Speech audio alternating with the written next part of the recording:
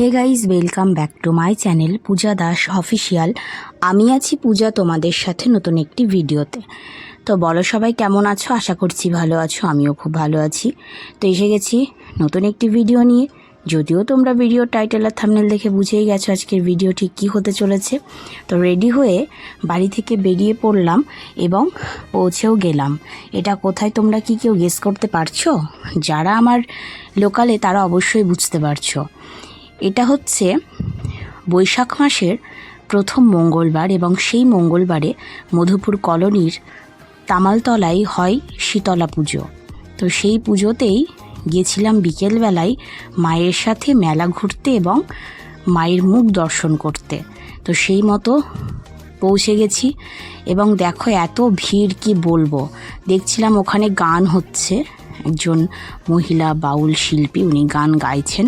তো এখন জায়গাটা খুব সুন্দর করে ঘিরে, মানে এক কথায় মন্দিরের যেটা আমাদের কাছে একটা মন্দির যেমন হয়, মানে মন্দিরের যে একটা আদল, ঠিক সেইভাবেই সুন্দর করে এখন ঘেরা হয়েছে, সব কিছু ঠিকঠাক।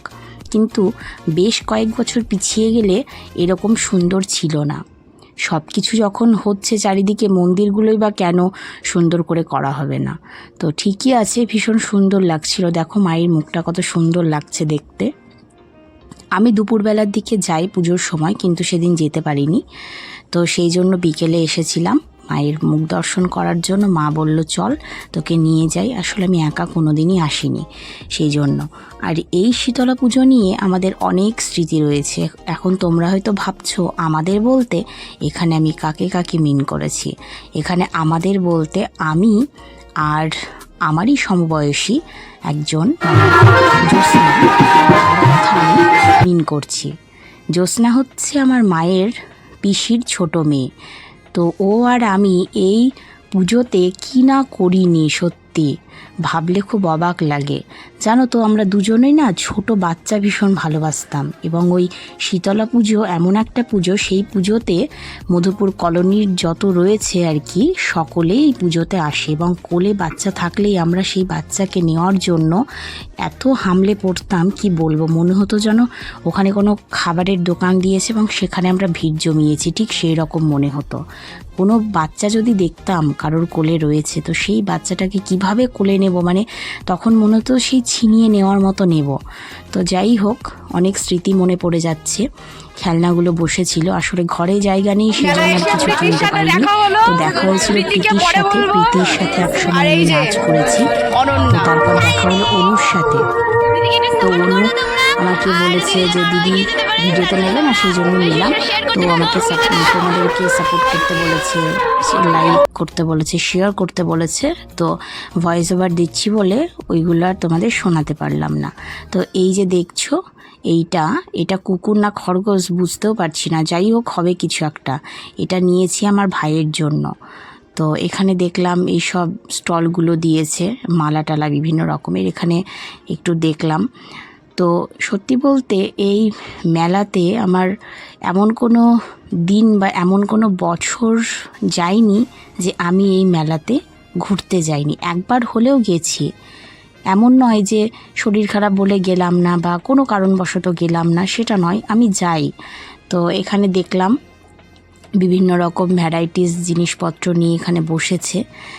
আর এইটা তো আমাদের কাছে একটা ইমোশান ছিল, মানে প্রত্যেক মেলায় আগে ছোটোবেলায় এগুলো খুব পড়েছি, এই মেহেন্দিগুলো ভীষণ ভাল লাগতো। তো আমি সত্যি জ্যোৎস্নাকে ভীষণ মিস করছিলাম, কারণ এই মেলাতে জ্যোৎস্না আগে অনেক এসেছে। এখন প্রত্যেকের জীবনে ব্যস্ত হয়ে গেছে, কিন্তু একটা সময় ছিল যে ও আসতো। তো খুব মিস করছিলাম ওকে আমি।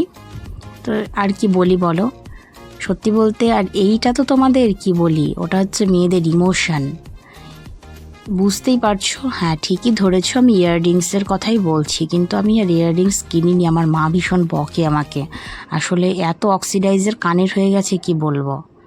আর এই সুন্দর সুন্দর মূর্তিগুলো দেখে তো আমি চোখই ফেরাতে পারছিলাম না, অসাধারণ লাগছে দেখতে। মনে হচ্ছিল ওই হোয়াইট কালারের যে রাধাকৃষ্ণটা আছে না, মনে হচ্ছিল ওইটাকে একদম কোলে করে তুলে নিয়ে চলে আসি, কিন্তু সেটা আর করতে পারলাম না, শুধুমাত্র ঘরে জায়গা নেই সেই জন্য।